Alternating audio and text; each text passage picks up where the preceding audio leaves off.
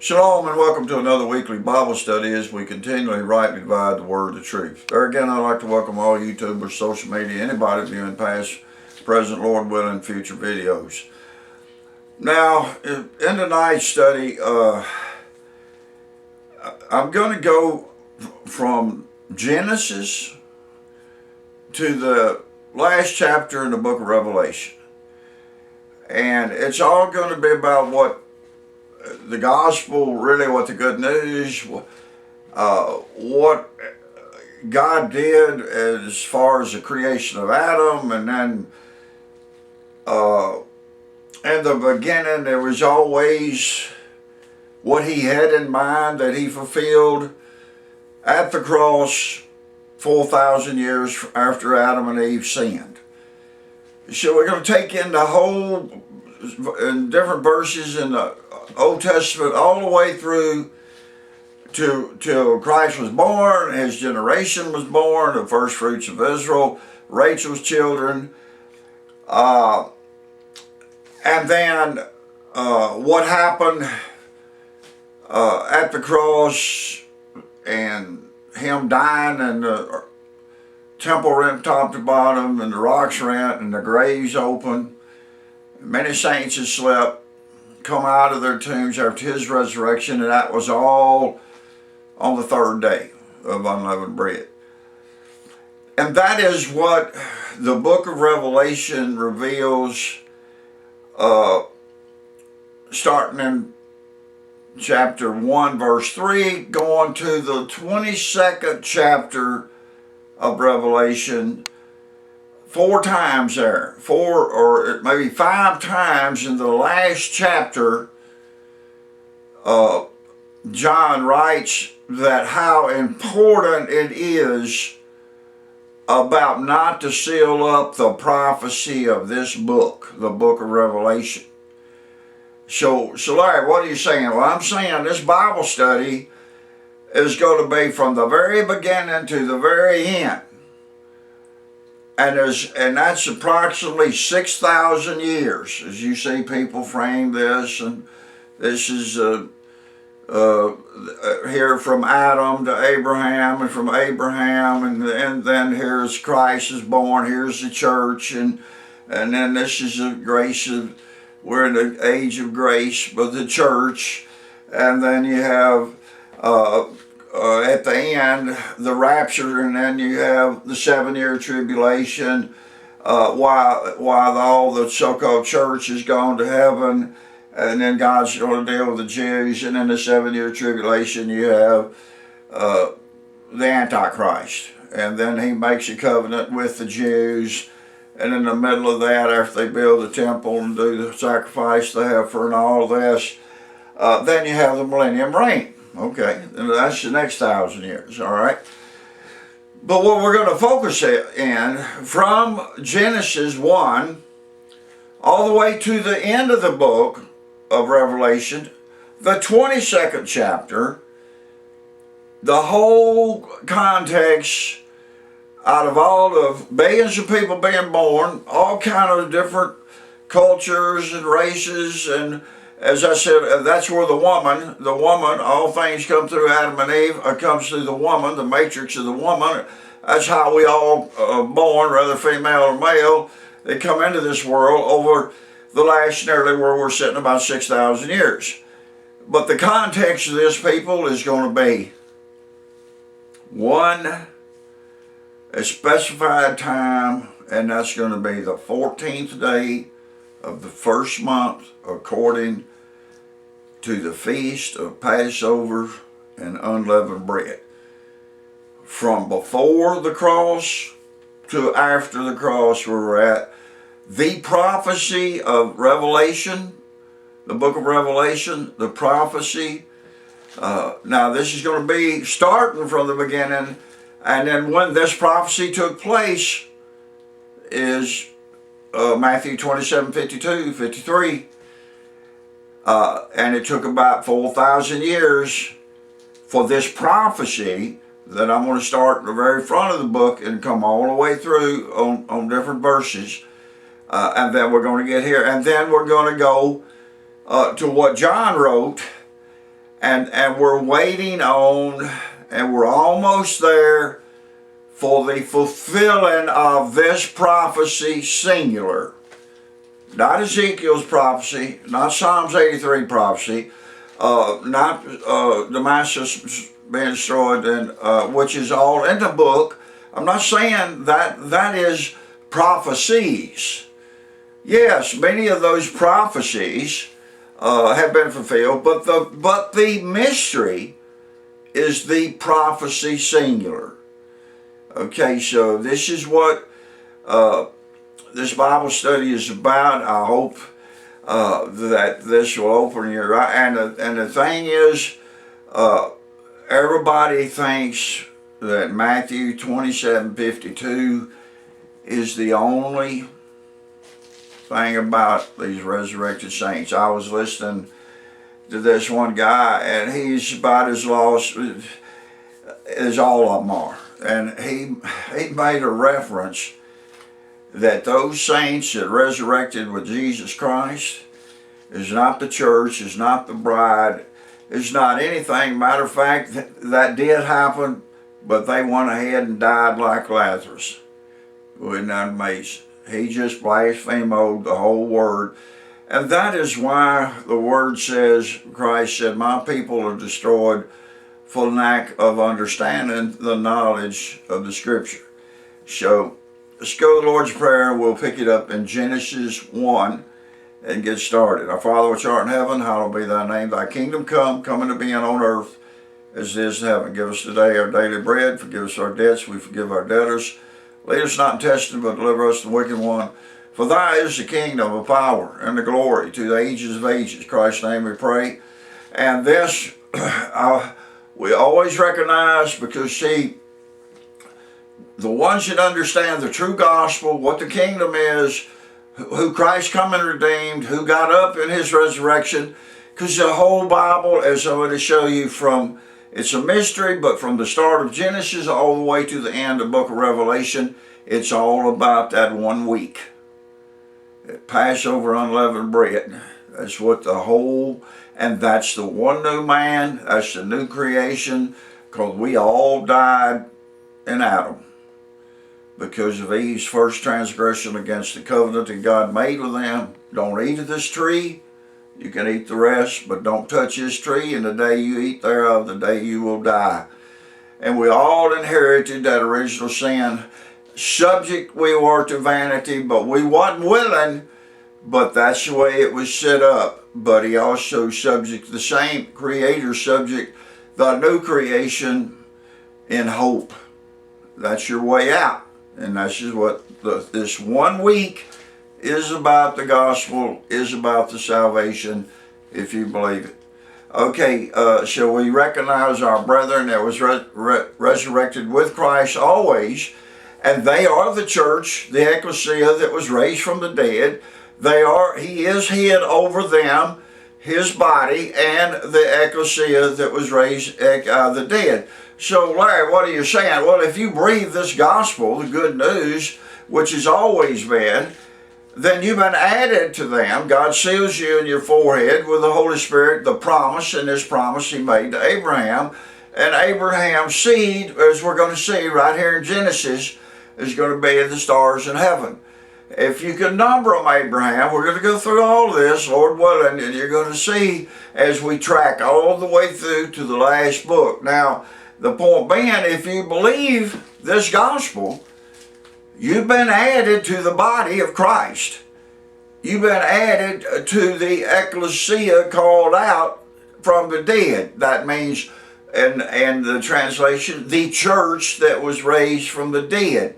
See, that's the only church there is, and that's when the church was born, and that's when Christ, through the power of the Father, overcome and restored and reconciled things back to the Father that was lost in Adam, and destroyed the works of Satan, which God said to Satan, I'll put enmity between your seed and her seed. And this is what this is all about. Okay, so let's pick it up here.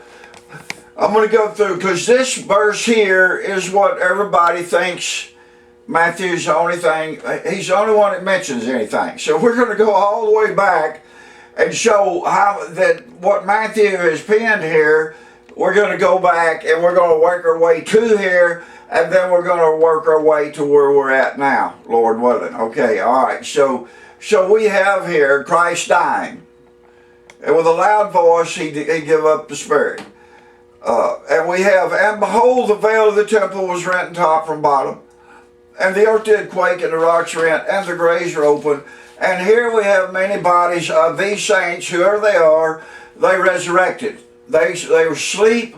This is the sleep. You've heard me preach on many hours. But the sleep here in the Greek means to be dead. But God says, he looks at them as sleeping because he's fixing to raise them from the dead. So he says, they are the sleep. They are the sleep. Now they are called the sleep or the saints.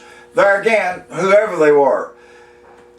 And they came, the saints came out of their graves with Christ's resurrection and went into the holy city and appeared to many. Now, the holy city here is not Jerusalem. This is Daniel's prophecy, which has all been messed with and is false. This is the heavenly Jerusalem. This is heaven. This is the holy city or heavenly Jerusalem. This is not earthly Jerusalem. Okay. All right. Now, so what we have here, when we understand why this is not preached out there, we know it all got covered up. But the thing about it is, people, it's always been here, and now I want to take you back and let's go on a journey. Let's go all the way back to the very first word in Scripture. Okay, let's pick it up. Let's make our little journey here. Hopefully we can get a lot of this in. So we're going back to Genesis 1. Okay, now Genesis 1 is, in the beginning, this is a Hebrew, and here's the definition. The definition is Rashid, first, place, time, order, rank, first fruit, beginning, chief, first fruits, so on. Now the Greek, what I look at in the Greek, because of the Septuagint, that I go with the Greek in the New Testament, this is Hebrew, so you have to go from Hebrew to the Greek. But I'm showing the definition Rashid in the Hebrew is every bit as good as the definition that the Septuagint uses in the Greek, or maybe a little better. But this is what that means. Now, for you to understand this word in beginning, God already, this is before he did his creation. This is before he made it, and he made man in the sixth day. But in this was his finished work was in this first word. Now Isaiah says he's declared the end from the beginning, and then that word beginning is Rashid. So Isaiah said he's declared the end from the beginning and from ancient things that have not been done, and his counsel will stand, and he'll do all his pleasure. So here is the very first word, and this has to do with in beginning. This is going to be fulfilled. Get a hold of this now.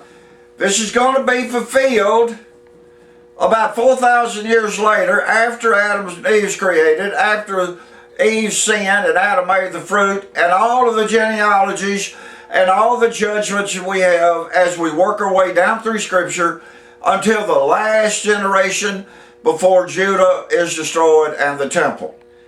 And that has to do with Christ's generation as him and these first fruits. Christ is first place. He is in rank the first fruit of the first fruits. He is head. He is supreme over all, which Paul reveals in Colossians 1:18. So we're starting right here. Now, he's going to create everything. Now let's just step down through his creation here, and let's drop down to verse 14. Let's stay in Genesis, and let's stop here at verse 14. Genesis 1:14. Genesis 1 and verse 14. All right, so now this is the calendar, or this is sun and creating the heavens. Now, this is the fourth day of creation. Let me go to the Septuagint real quick here, the Apostolic Plus.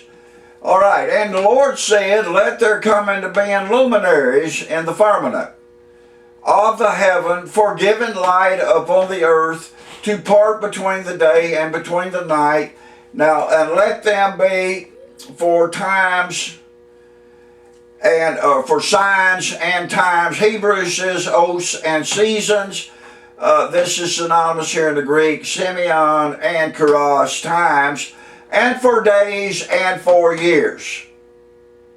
Okay, and let them be for giving light in the firmament of the heaven, so as to shine upon the earth, and it come into being. God created it, come into being so. All right, verse 16, and God made the two luminaries great. The first, or the beginning of the day, is the sun. The second luminary for night, the beginning of the night, is the moon.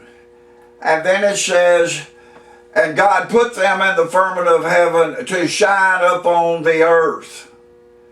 And now it says, and to begin the day and the light, and part between the light and night, and between the darkness. And God said, hey, this is good.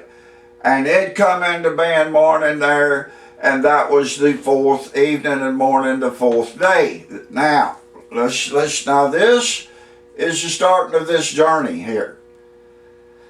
So God, now He's going to, the creation and what is going to be symbolic here. Keep this in mind.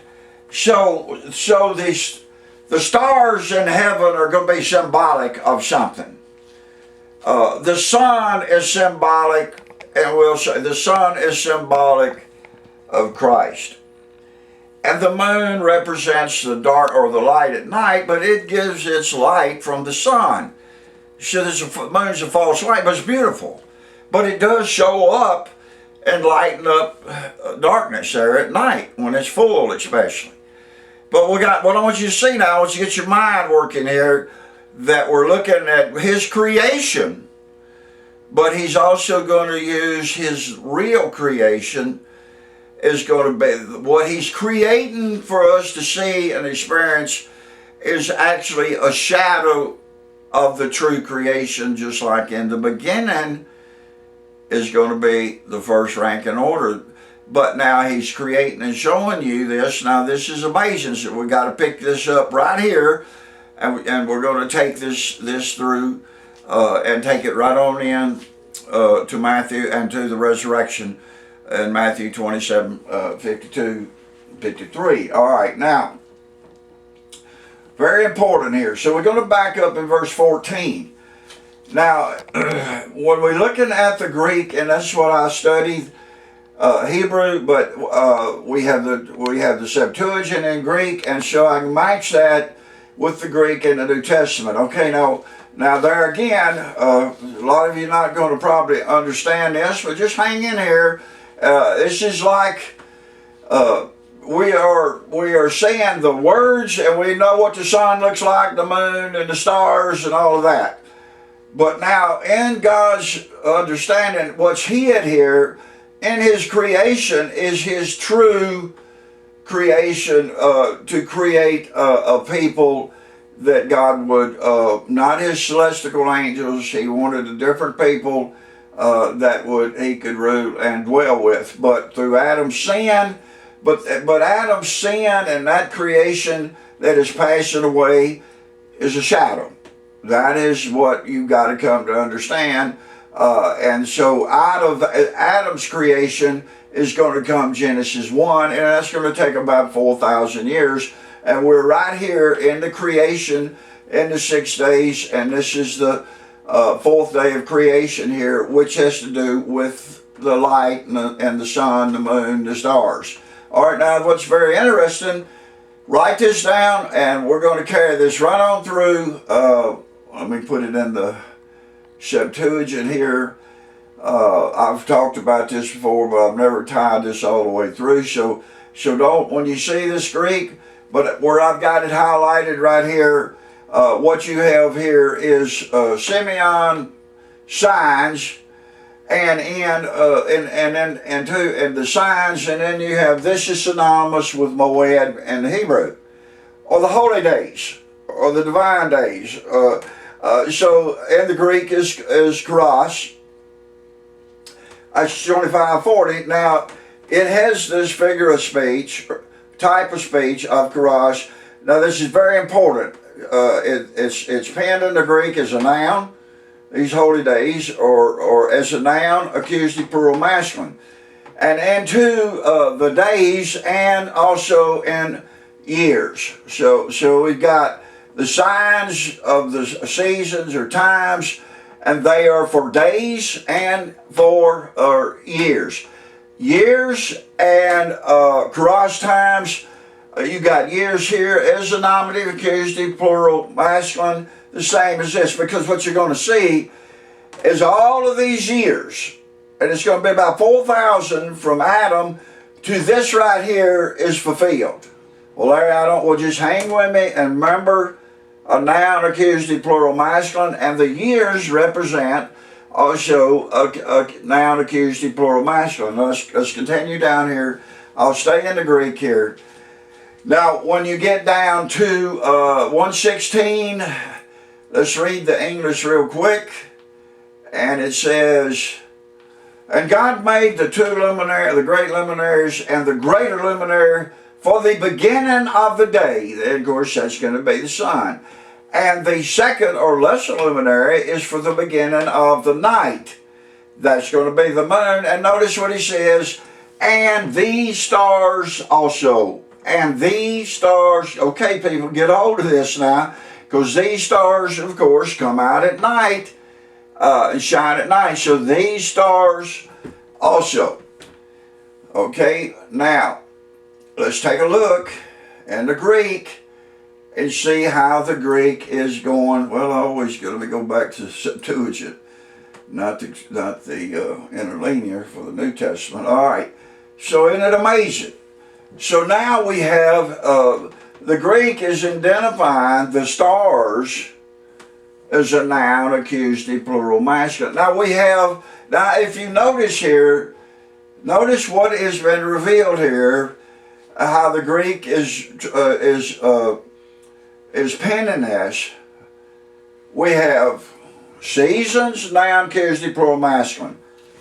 We have years, a noun, accusative, plural, masculine. The season of the years, and now we have also in 116, we have the Greek penning the stars that he's created in heaven. That's a noun, accusative, plural, masculine. Isn't this amazing? So symbolic, seasons, years, and stars have something very, very, very astounding as far as being together or apart. Something that's major that has to do with seasons, years, and stars here. All right, now let's look in Genesis 1:17. Notice what he says. Now, and it says here, and God set them in the firmament of the heaven to give light upon the earth, and to rule over the night and divide the night from the darkness, and God saw that it was good. Now notice how it is using, God set them in the firmament of heaven to give light. Now we're going to see how the Greek is going to use them here. We got the stars as a noun, accusative, plural, masculine.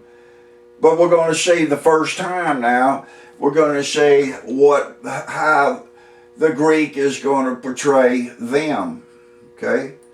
All right, so let's take a look here. We have them. Autos.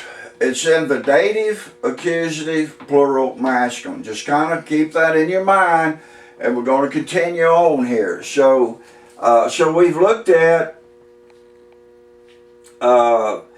Genesis 1:14, 16, 17. Now let's go to Genesis 15.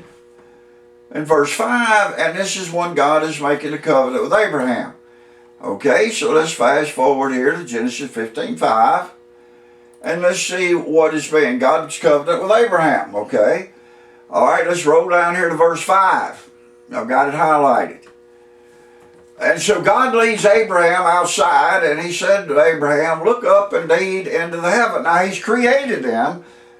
This is many, many years after that. So now we have the creation of them, and now he's going to tell Abraham, hey, look up in the sky here. It's nighttime. And he took him outside and he said, take a look up there in the heavens, sir. Now notice what he says, people.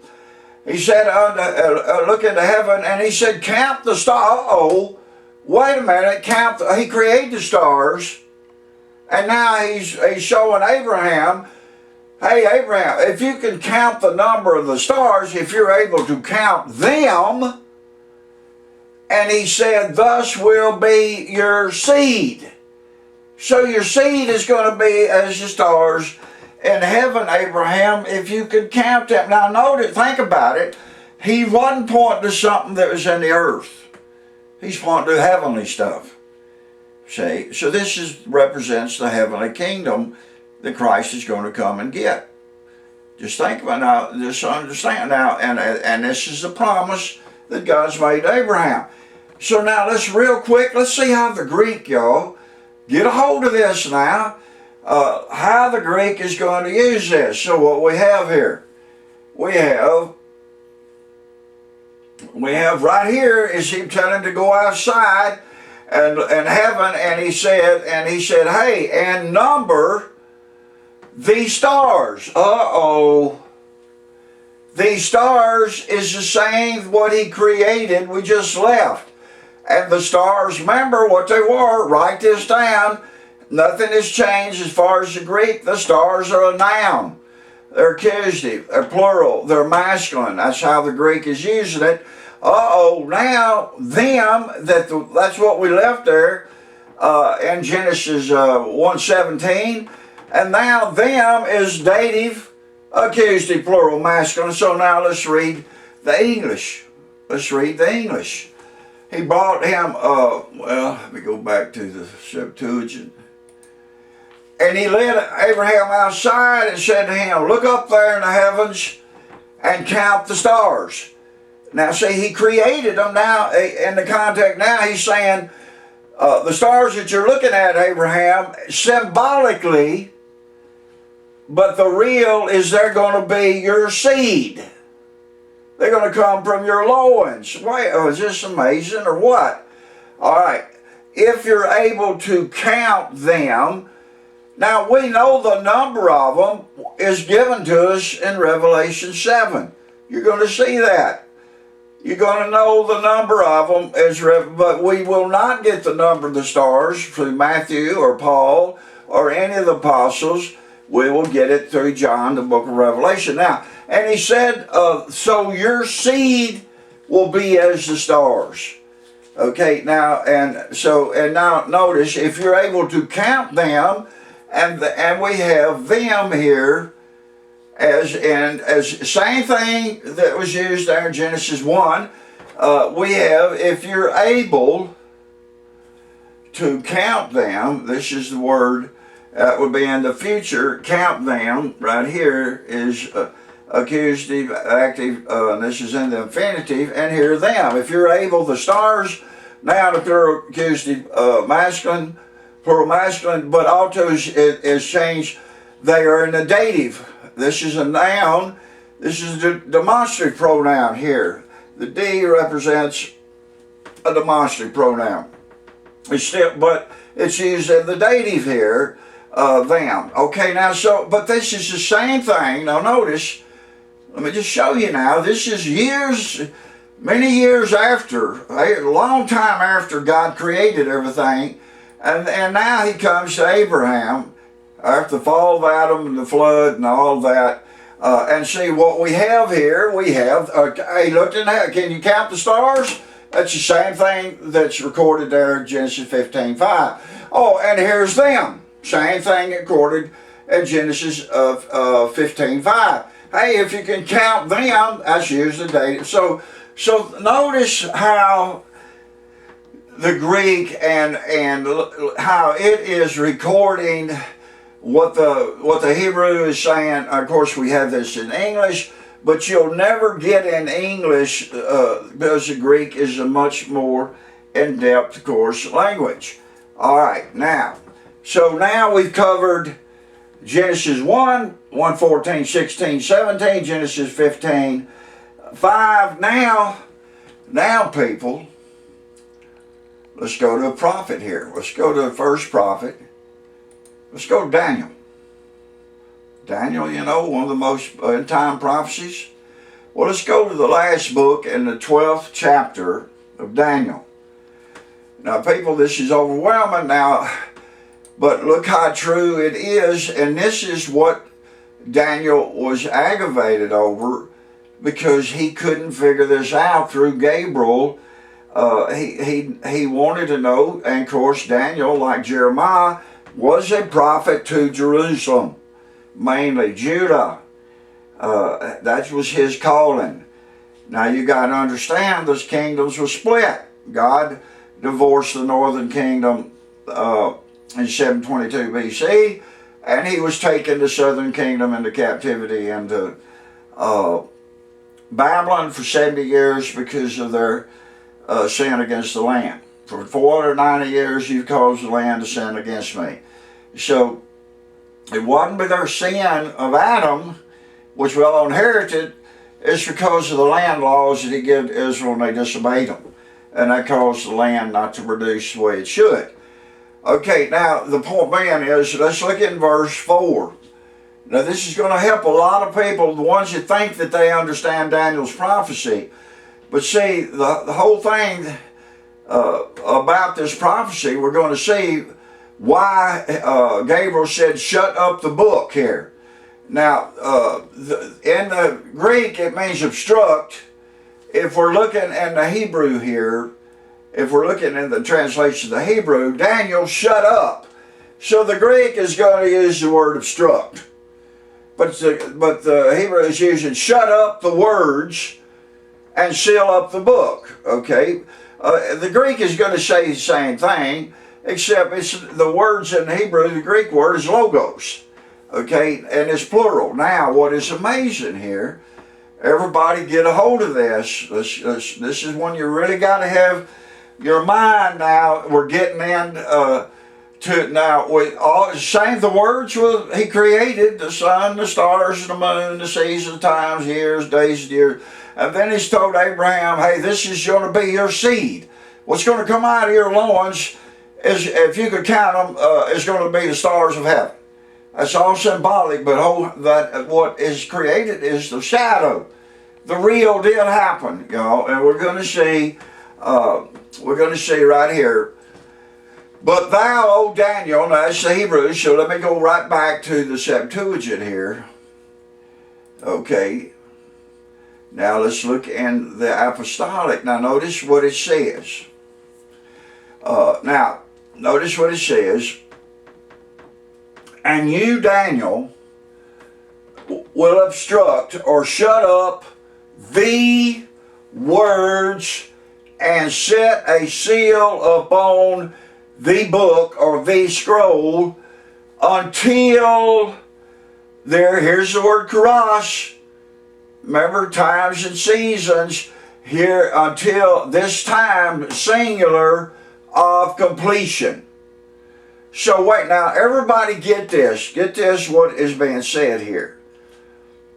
And you, Daniel, will shut up or obstruct the words and set a seal upon the scroll until this time of completion of the words. Does everybody is seeing, if you can see, that's the context. Now, and when this time comes, when this completion of the words comes, many will be instructed and knowledge will be multiplied. Well, now what you got to understand, many are going to be taught, and this is Christ's doctrine, sound doctrine, in the first century, and this knowledge will be multiplied in the first century. It's not airplanes, and it's not, this has to do with what is coming before God destroys Judah in 70 AD. This is the last generation, and Daniel was very upset because he wanted to know what all of this meant, especially for the Jews. Okay, all right, now here we are. Hope everybody is taking, you've got to really hone in here, and this is all going to be revealed to you from very first word of Rashid and every scripture we've been through in Genesis, and now we're at the prophet Daniel in the 12th chapter. Now let's look at the Septuagint. Now guess what? Take a look at this, people. And thou, right here, will the scroll here, or thou, Daniel, will shut up here. Here we have, now that's what that is, or to seal up, or not seal up, but to shut up, or to obstruct the words. The logos. Notice now, noun, accusative, plural, masculine. This, now notice we've gone from, now think now, we've gone from the creation, stars, sun, moon, firmament, heaven, them, and then we go from the stars to Abraham, and your seed now is going to be as the stars in heaven. And now we got Daniel, and now it's called the words. But see, the words was in the beginning. The words was everything we're doing. But the Greek is telling you the logos of the words is going to be shut up. And see, it's going to be the fulfilling of Abraham's seed, y'all. This is all God's using what he created, and he's going to bring it to pass. And that is being a shadow of good things to come. Do you know not at the end of the book, there's not even going to be, at the very end, there won't be no moon and sun, y'all, because Christ and God will be the light of everything. It's all a shadow until God is through with it. And in the heavenly Jerusalem, there will not even be a season of cold or winter. There won't be no moon, there won't be no stars. You know, if you get a hold of this. So the words are noun, accusative, plural, masculine. And notice, and these words are going to be sealed up, the book, until the season of completion of the words, or the stars, or the seed of Abraham. Everybody get that? This is the season is coming, and the completion. All right. I hope you got a hold of what this whole prophecy is about, y'all. Here's Daniel's prophecy, and it's about Abraham's seed, and they're going to be numbered, and it's all going to take place, and it's going to come through Abraham, Isaac, and Jacob, the covenant made through Jacob, the 12 tribes. Okay, even in the kingdom being split, God is still going to perform this. Okay, now let's go to Isaiah real quick. Nobody even understands, but I'm going to go ahead and bring Isaiah in one verse, and it is all about what Daniel and the words being sealed up. And here's the prophet Isaiah that knows all about this, and this is Isaiah 63 verse 9.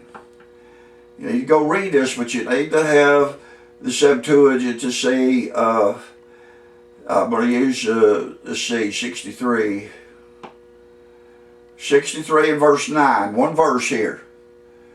And I'm going to go to the apostolic here, and we're going to look at verse 9. I'm going to read it, and I'm going to come back and show you how unbelievable the Greek is stating this. All right.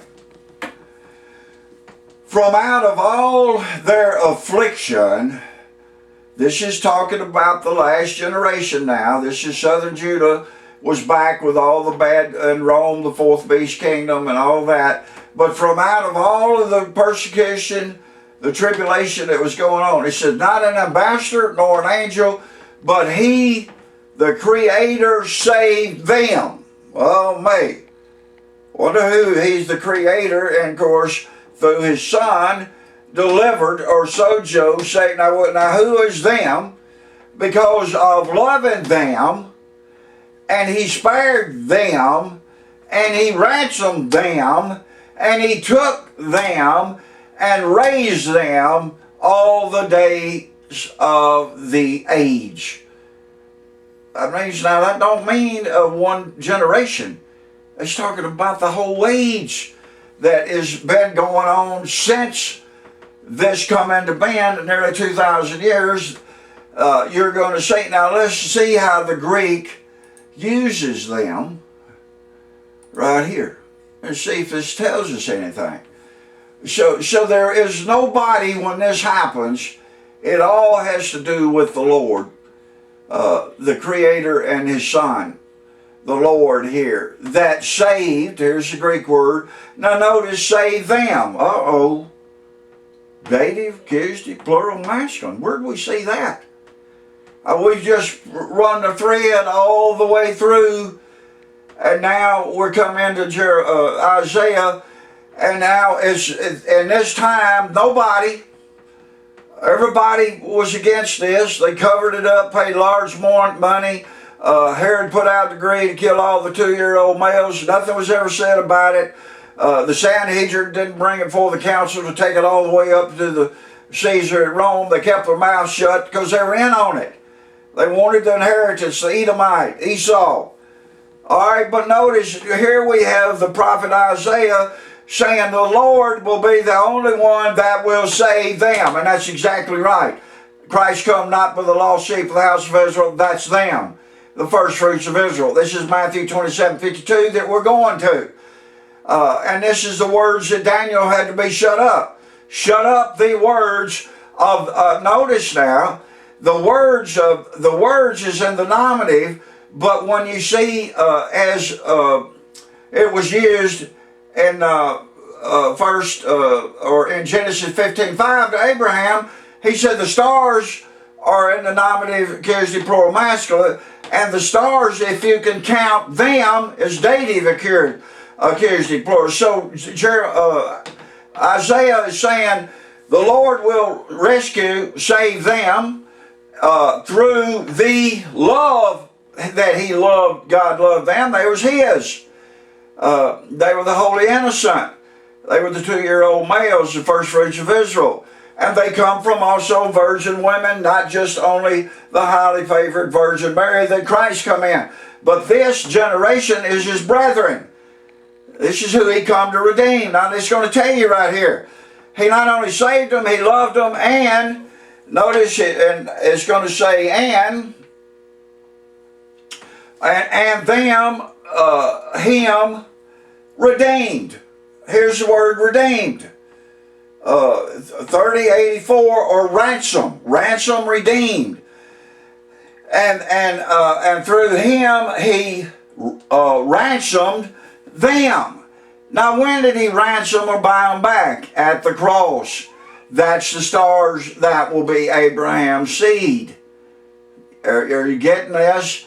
And it's used in the dative plural masculine. So Isaiah, now notice here, and he lifted them here again, and we have here, and He elevated or lifted up them again all the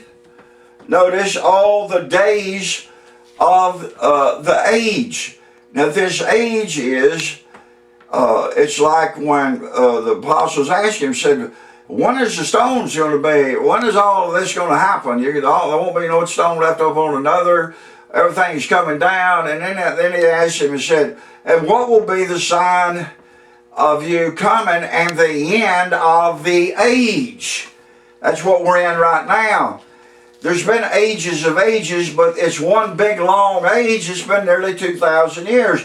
And this is what Isaiah is revealing. And the days of the age. Well, it's been nearly 2,000 years.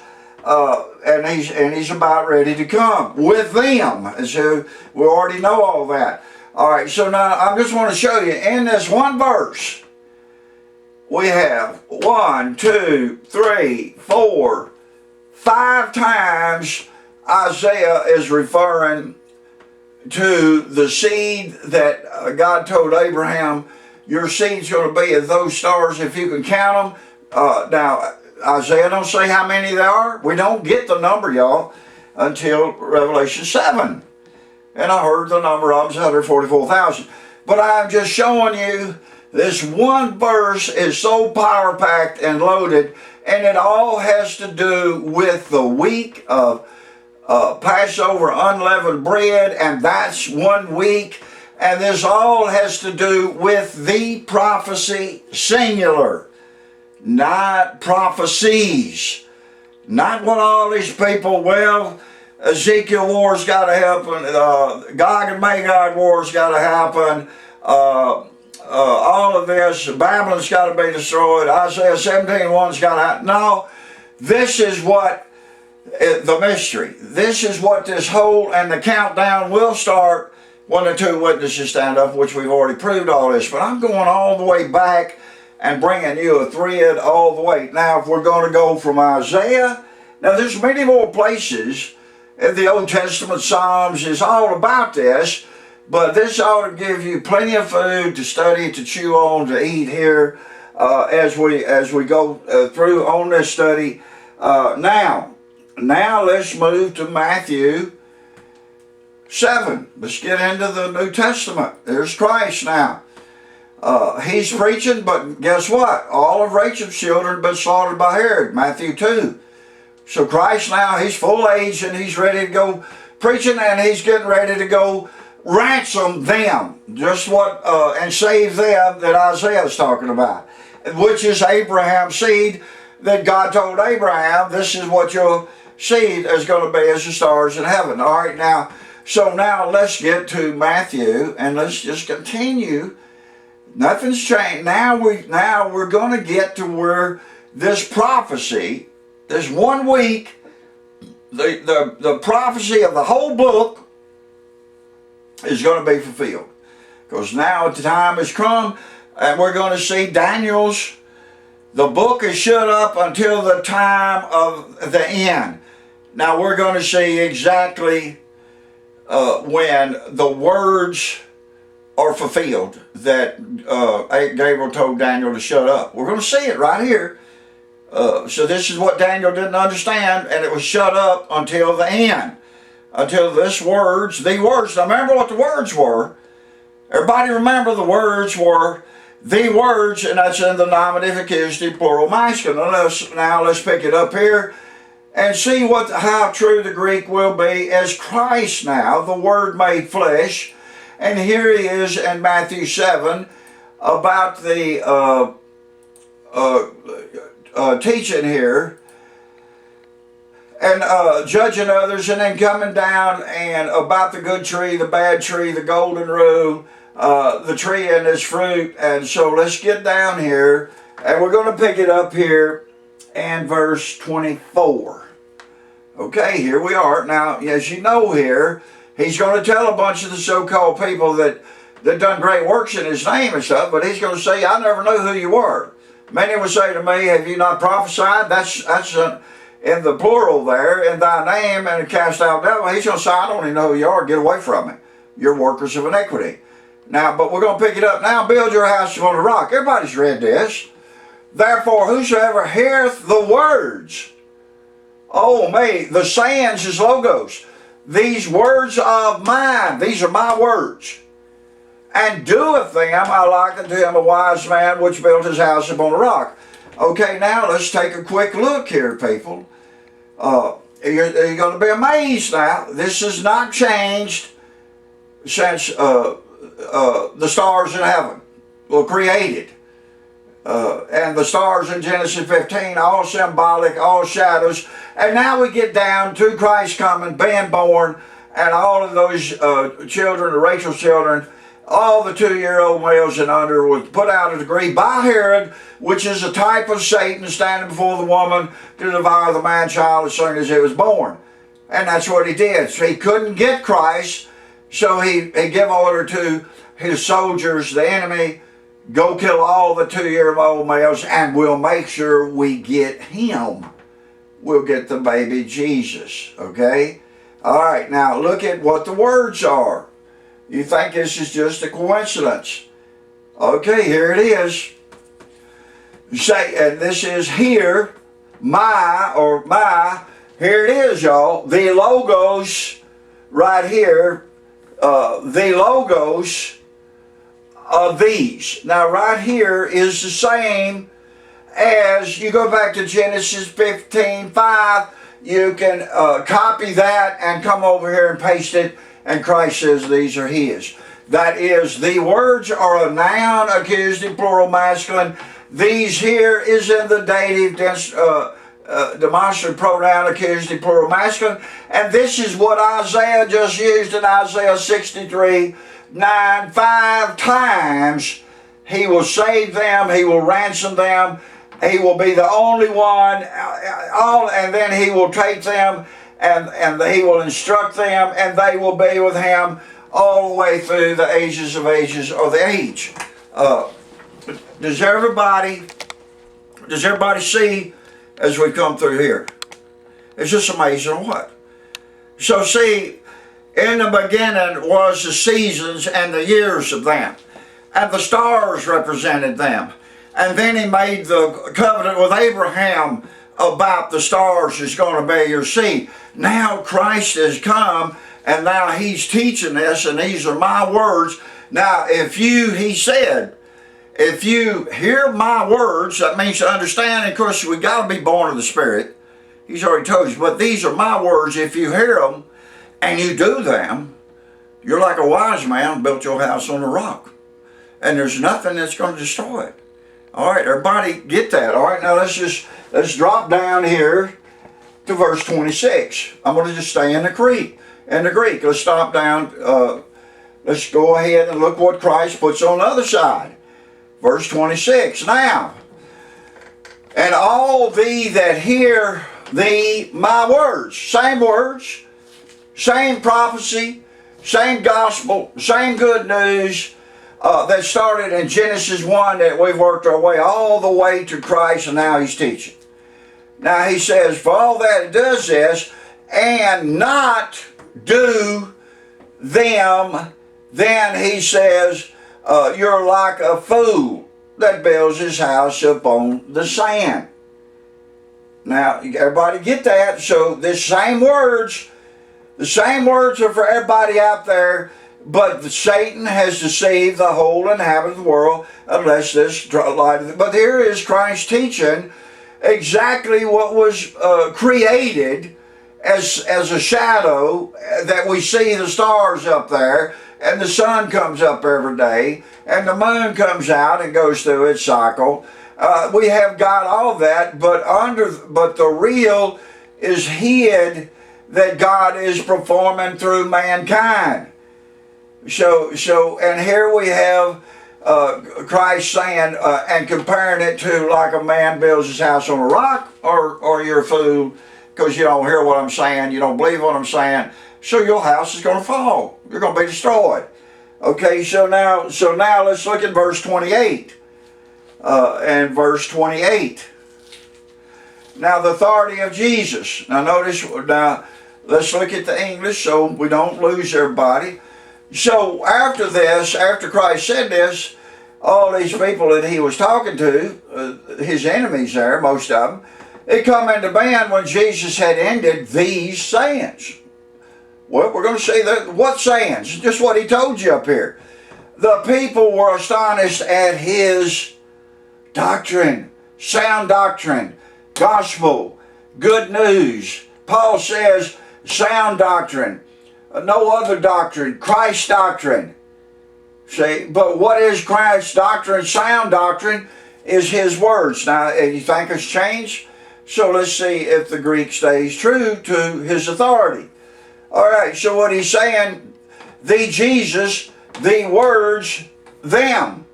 Exactly what was given to Abraham. If you look up in the heavens, the stars are going, them is going to be the stars. And now these are Jesus' words, noun, accusative, plural, masculine. And these, them, is a dative accusative plural masculine.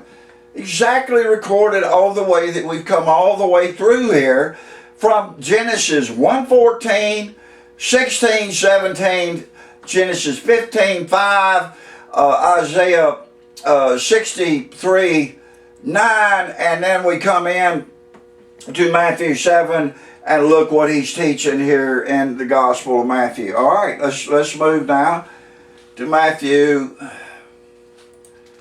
13.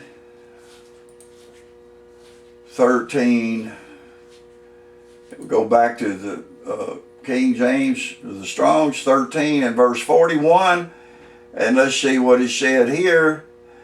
There's many places, I can't cover them all, it'd take me several videos, but you're going to get a lot here into saying there's all these are, it's all the way through here, people, about this. Okay, now 41, here he's teaching, and it's right here.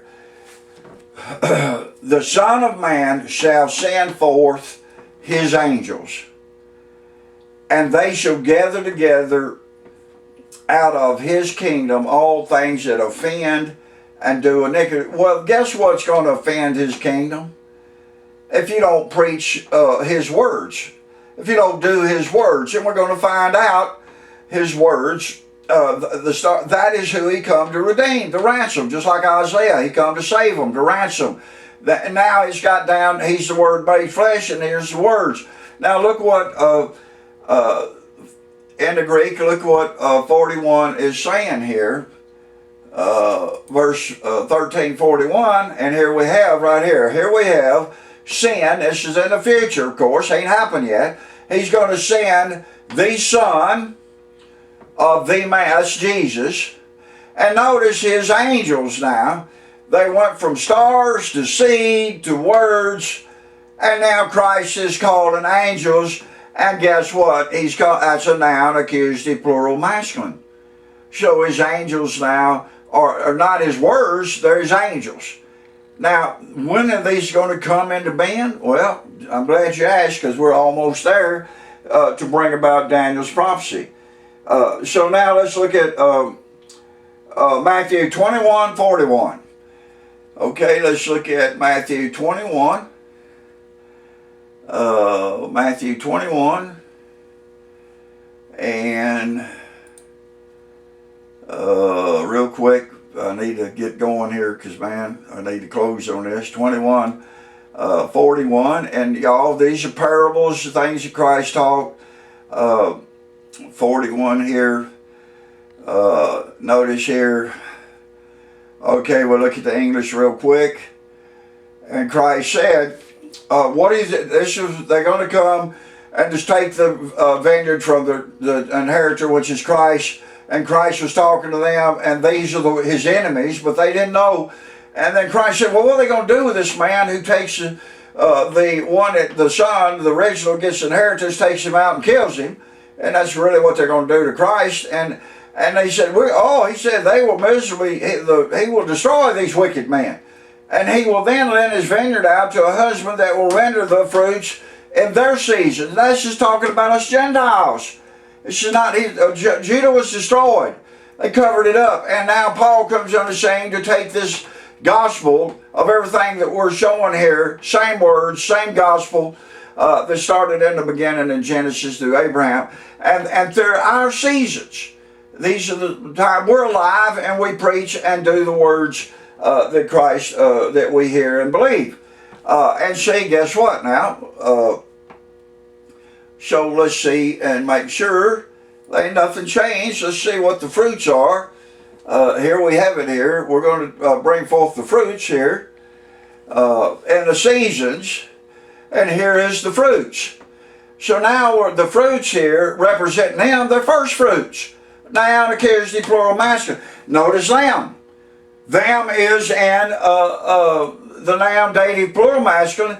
That's during our seasons of us that preach this and do the words of Christ. And now we build our house upon a rock, and we will share in all the covenants and blessings of them that Christ come to get. Okay, so I'm just showing you, we've gone from stars, we've gone from words. Now the words are first fruits or fruits. Okay, remember a good tree can't bring forth bad fruit. That's who they are. We've been born again. Now we produce good fruit. Them. All right. So now let's go to what is fulfilled, y'all.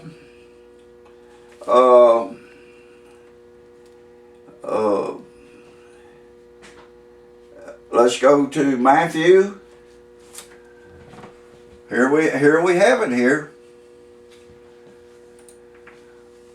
Matthew 27. We go all the way back where we started. And here is this being fulfilled in Matthew 27, 52 and 53. Right here. Here's the resurrection of them. So Christ died with a loud voice, yelled up. This is on the third, this is Passover when he died. This is the prophecy singular. This is what was prophesied the very first word. First rank in order. Here he is. Jesus Christ, first rank in order of the first fruits. The first fruits are all these many saints. Their graves broke open. These are Rachel's children. That was prophesied by Jeremiah. Rachel weeping in Ramah for her children because they've been not. Herod killed them. And now Christ has come to redeem them, as Isaiah said. And they come out of their tombs after his resurrection and ascended to the holy city. And this is them as a witness of them in the holy city. Now, all right, so now what we've got to see is here, we're going to go now to the resurrection. This was the resurrection, Matthew. So now let's go to John. You're going to love this, y'all, because John, we're going to see them, and Mary Magdalene is going to go to them. Larry, yes, it's all in here, people. So look at John's gospel on the resurrection. Everybody go with me to John 20. And here's the resurrection that John's recording. And here's Mary Magdalene first. And this, not the first day of the week, this is the week of the Sabbath. That's not even the Greek. It's the first of, it's one of the Sabbaths of 7 days of unleavened bread. You have 3. This is the weekly Sabbath morning, and they were all, and it was yet dark to see the stone, and it was already gone. The stone was moved, Christ was up. Now, if you remember this, as it goes through here, now you're going to have Mary Magdalene, and there was other women. Other God says that some more of the women with her, but mainly Mary Magdalene that was leading them. She runs into what she thinks is the gardener, and then it says, and y'all have read this scripture many times, because I need to move on. Here's the gardener, and then she turned around, Mary turned to herself and said to him, Rabboni, which is to say, Master. And Jesus said to her, he touched me. Now, this is very important.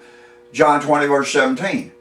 Okay, now here we have, don't touch me, because now remember, he's a heavenly high priest, and he's clean. Now this is over Passover unleavened bread.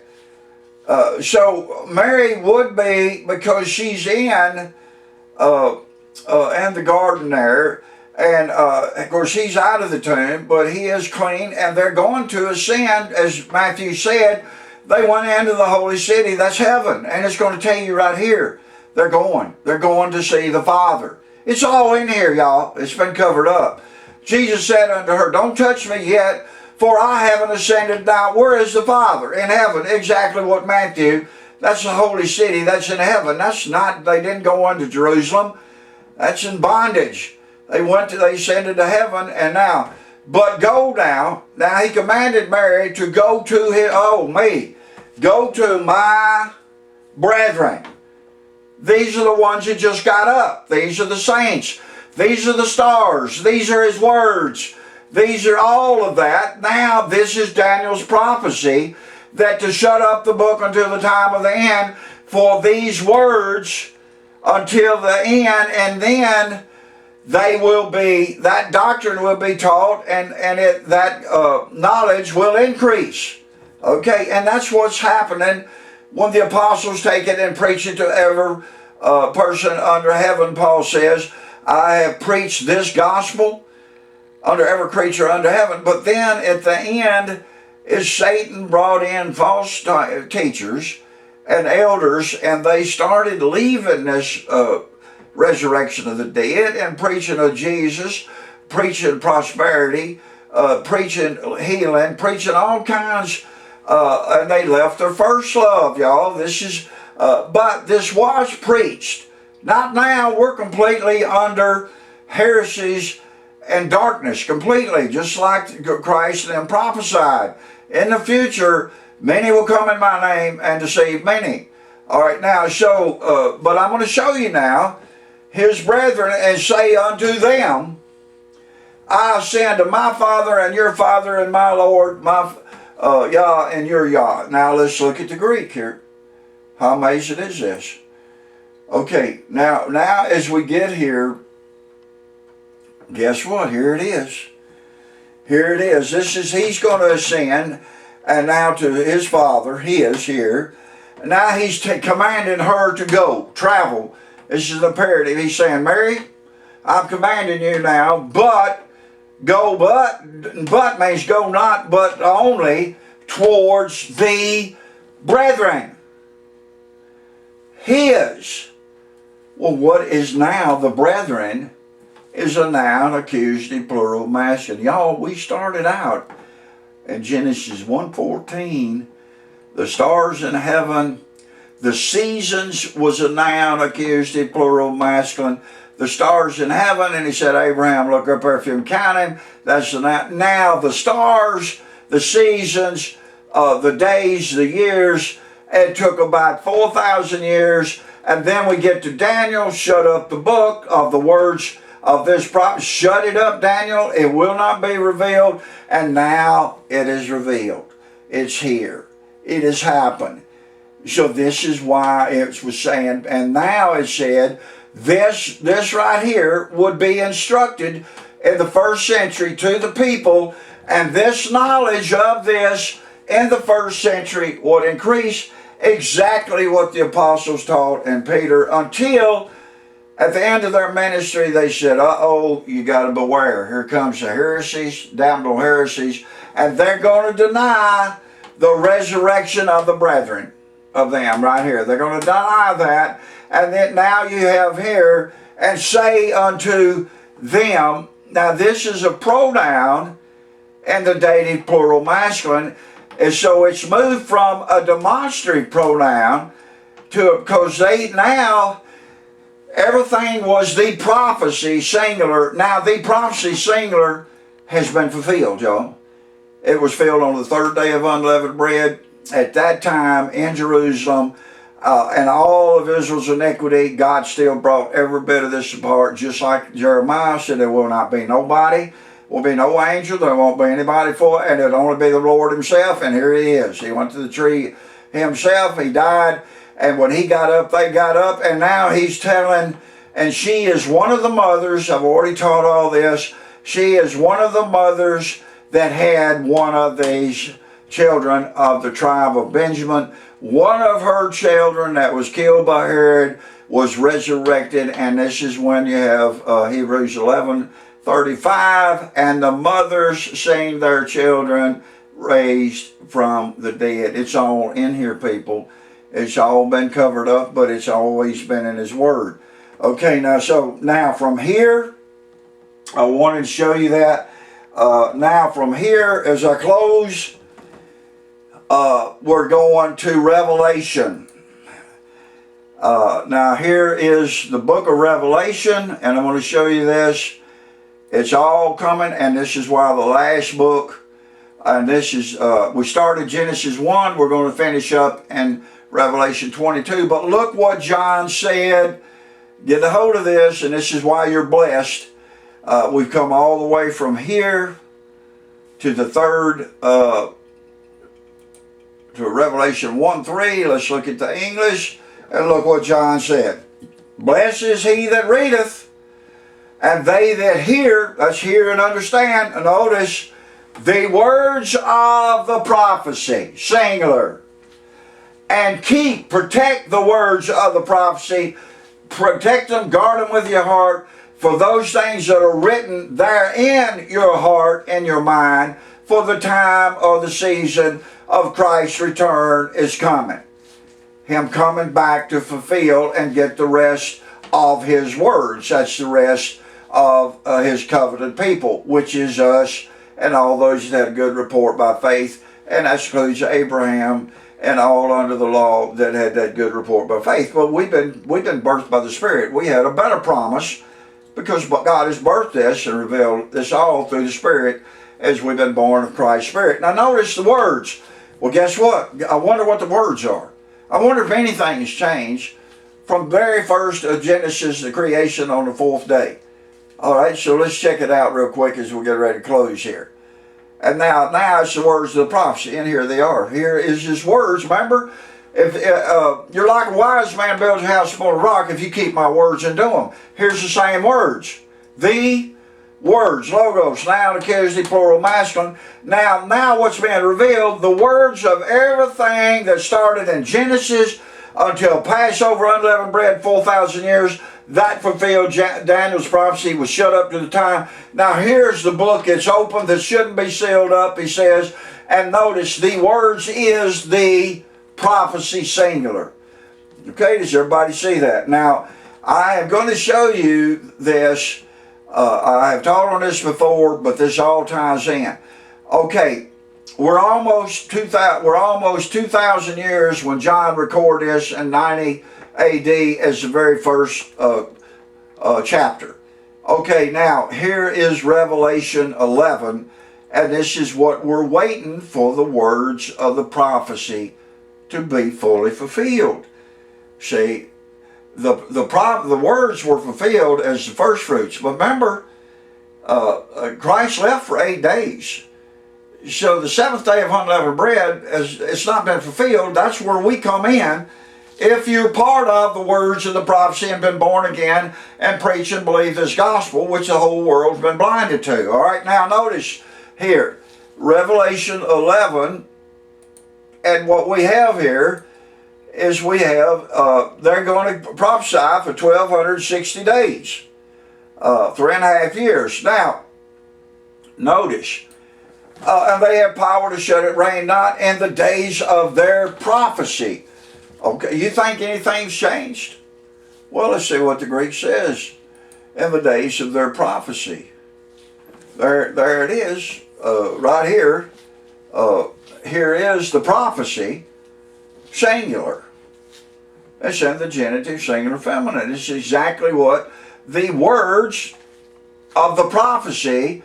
So here is, they are going to stand up and they're still going to preach the prophecy that was given to in the beginning, the very first word, that we've come all the way through Scripture, and this prophecy hadn't been fulfilled because there's going to be the resurrection of the dead and those that believe this to fulfill the rest of unleavened bread, and it will be on the 7th day at high noon. The witnesses are killed here, and they lie dead 3.5 days, and when they stand up, that will be on the calendar to fulfill the last day of unleavened bread. But I'm showing you that John said, if you read and hear, you're blessed of the words.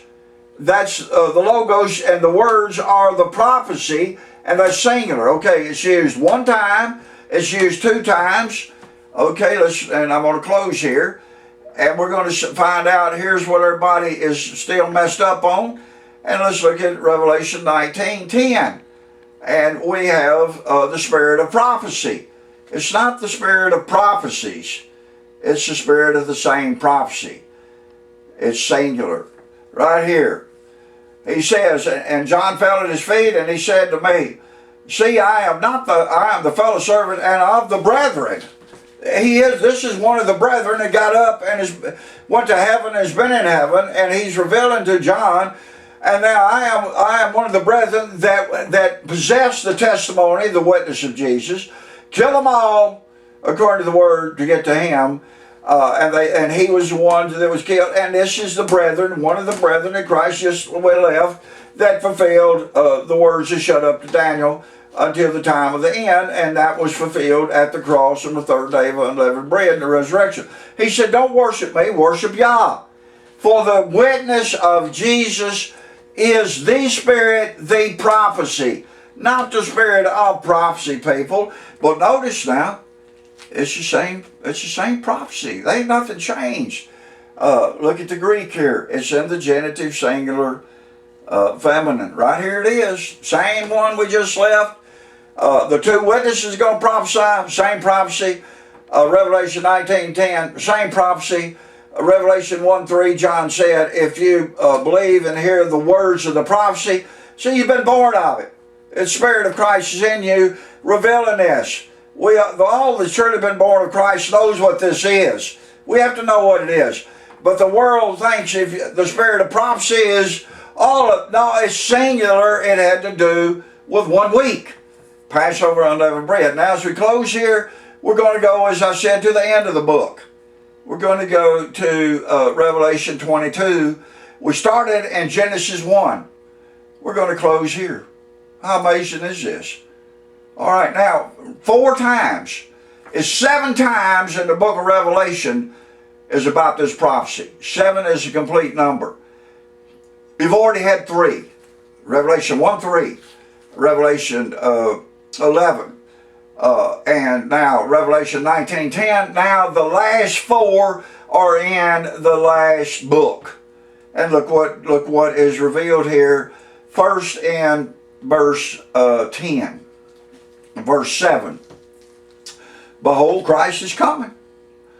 Blessed is he that keepeth and protect the words of the prophecy of this book. You could take Revelation 1:3, pin it right here. Everybody needs to fully get a hold of this. Here it is. Here is the words. Noun, accusative plural, and here's the prophecy. Noun, genitive, singular, feminine. I've showed this all the way through now. Now we're down. Now this is number 4. Here is the 4th time this is mentioned. Don't seal this book up of the words of this prophecy. You've got to know this if you're going to be in his book. If you're in the book of the Lamb slain from the foundation of the world. Okay, as we go here. Now here's the next, verse 10. He saith unto me, don't you seal the sayings. That's a nominative, accusative, plural, masculine. This is in the genitive, singular, masculine. Same thing. The words of the prophecy of this book, for the time now, I'm coming. It's at hand. All right, there is the 5th. We got 2 more times that he's going. And this really gets. He is telling you how important this is. Verse 18. For I testify unto everybody that heareth the words of there it is, the same words, same prophecy of this book. If anybody that hears this and understands this, if any man that knows this and you add to it, God will add to you the plagues as written. Now, if this don't put the fear of Yah in you, there's nothing else. It's all right here. This is the ones that hear it, but want to add to it. They don't think it's enough. They want to do this. They want to do that. Well, he's already told you, if you do that, what's going to happen to you. All right, now it gets even a little bit more fear. If any man shall take away a part from the same words of the book of the same prophecy, God will completely take you out of his part of the book of life and out of the holy city, that's heavenly Jerusalem, and the things that are written in this book. And look what he said. He which testified of these saying, I am coming quickly. Amen. Even so come, Lord Jesus Christ. Okay, here it is, people. We have gone, and I have touched on, and there is many, you can't, it's all through there. It's all in all the prophets. I've touched on certain major things from Genesis 1, and here we're at the end of the book, and it has to do with 1 week Christ dying and 1 week of Passover, and then 7 days of unleavened bread, and that is and that's what from the beginning to the cross, and from there to where we're at is about to be completed, y'all. Hopefully you play this back and go over it, and we went right through it. Even if somebody has never seen this, if you go through this, You're going to see the perfect thread and when Christ fulfilled, and yet he still got to come back and bring them with him to get us to complete the first resurrection. May the God of Abraham, Isaac, and Jacob, may that spirit witness your spirit. We trade these scriptures with one another. Name of our Lord Jesus Christ, soon coming King, to fulfill the words of the prophecy of this book with them. Amen.